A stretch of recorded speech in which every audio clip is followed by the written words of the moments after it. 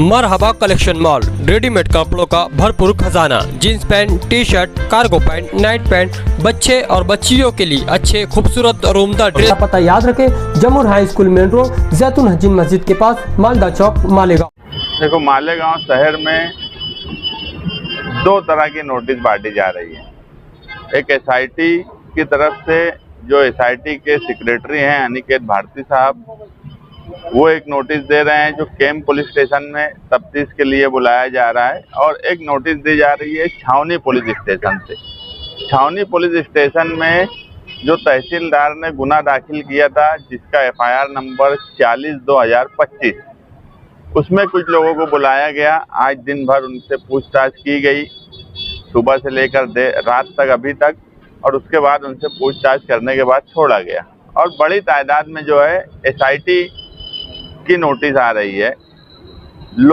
लोगों में घबराहट है, परेशानी है, उसको दूर करने के लिए minority defence committee Asif Sheikh की जानिब से सुबह 10 बजे से शाम 6 बजे तक राष्ट्रवादी भवन में उनके लोग बैठ रहे हैं, और शाम में 6 बजे से रात 11 बजे तक समाजवादी के जिम्मेदारान बैठ रहे हैं, ताकि लोगों में कागजात को लेकर एक बेचैनी है।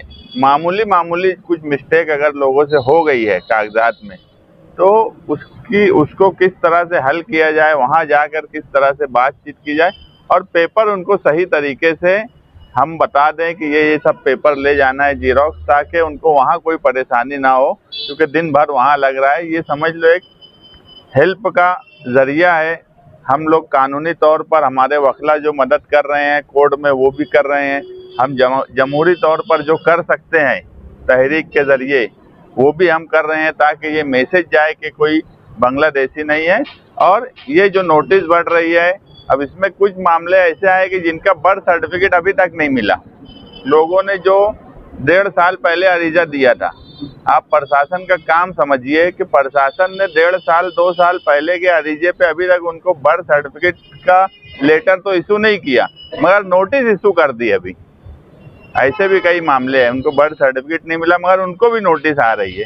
तो ऐसे लोगों की परेशानी कैसे हल हो, ये सारे जो लोग आ रहे हैं, उसमें जो बात समझी जा रही है कि एक बात तो तय है, मैं कल भी बोला था और अभी फिर बोलता हूँ कि जितने लोगों को नोटिस दी जा रही है, जिन्होंने तहसील से ऑर्डर लिया है, उसमें एक भी मालेगांव शहर में बांग्लादेशी नहीं है।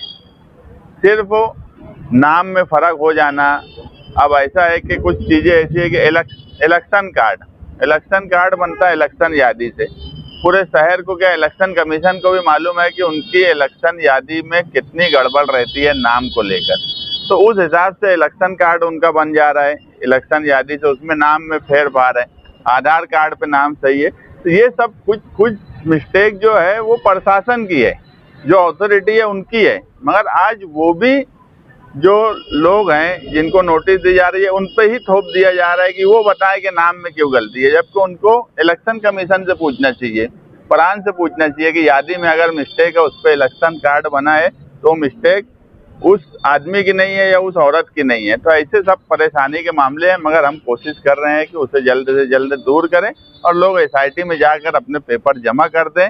और रमजान से पहले हमने एसआईटी जिम्मेदारान से भी कहा है कि आप कोशिश करिए कि रमजान से पहले आप अपनी इंक्वायरी का जो लोगों से पूछताछ का सिलसिला है, वो रमजान से पहले मुकम्मल हो जाए।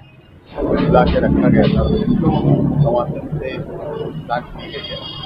तो उसके बारे में कुछ आपको मालूम नहीं, उसमें अभी जिस खातून को सुबह से रात 8 साढ़े 8 बजे तक बैठाया गया, अब भी उसके घर से फोन आया कि उसकी तबीयत बहुत बिगड़ गई, उसको अभी हॉस्पिटल में एडमिट करे।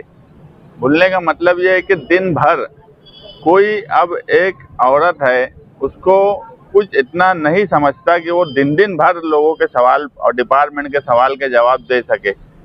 हर तरीके से उनसे सवाल किया जा रहा है, जबकि होना ये चाहिए कि जो पेपर है वो पेपर चेक कर लें। पेपर में अगर कुछ 19-20 हुई, जैसे मैं बोला कि यार कुछ गलतियां डिपार्टमेंट से भी हुई है। अभी एक का मामला ऐसा है कि 1996 की पैदाइश है, अब उन्होंने बर्थ सर्टिफिकेट 99 का दे दिया, तो अब उसमें उनकी क्या गलती है?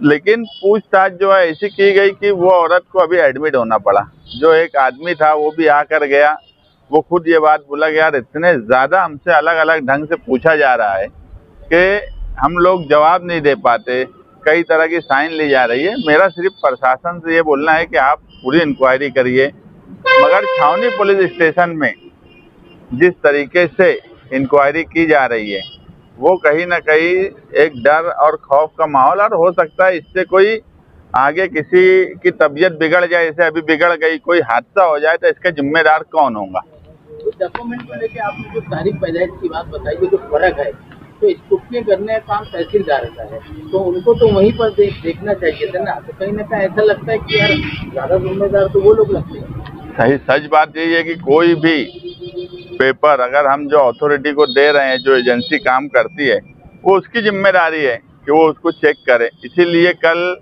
हमारे धरने में ये बोला गया कि तहसीलदार से लेके कमिश्नर, ये सब अथॉरिटी है, ये सब कनेक्टेड लोग है, कारपोरेशन, तहसील ऑफिस, तो इन लोगों पे गुनाह क्यों दाखिल नहीं होता। एक आम आदमी को दिन दिन भर बैठा के रखना, उन पे गुनाह दाखिल करना, उनके इतने सवाल करना कि उनको हॉस्पिटल में एडमिट होना पड़े, ये कहीं ना कहीं इस शहर पर जुल्म हो रहा है। यानी एक साफ अल्फाज में मैं बोलूँ तो मालेगांव शहर की गरीब आवाम पर सरकार और प्रशासन जुल्म कर रही है।